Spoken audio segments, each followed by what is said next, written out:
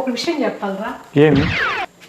ఈరోజు దసరా పేరెంటానికి వెళ్ళాను కదా, లలితా సహస్రనామ పారాయణకి.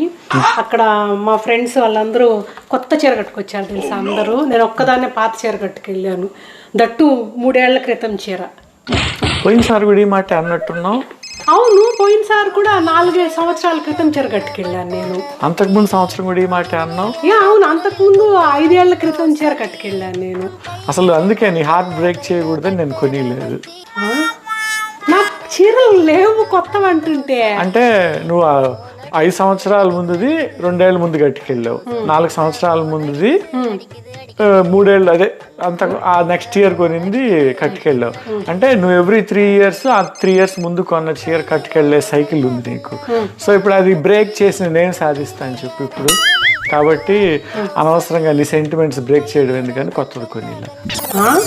అసలు నీకు ఇంకో బ్యూటీ ఏంటో తెలుసా దీంట్లో, ఇంకా నెక్స్ట్ 2 ఇయర్స్ కూడా కొనేవక్కర్లా. సేమ్ సైకిల్ రిపీట్ చేయడం, 3 ఇయర్స్ ముందు కట్టుకుంటా నీ సెంటిమెంట్ కరెక్ట్గా ఉంటుంది, దేవతలు కూడా నేను కర్ణిస్తారు. అంటే 2 years back sari next year, 1 year back 2 years తర్వాత కట్టుకెళ్ళాలి. 2 ఇయర్స్ కొనియనంటావు. ఆ 2 ఇయర్స్ తర్వాత కూడా మళ్ళీ కొనివక్కర్లా, ఎందుకంటే సేమ్ సైకిల్ కదా. 3 ఇయర్స్ కట్టుకుంటా ఉన్నావు అనుకో సరిపోద్ది.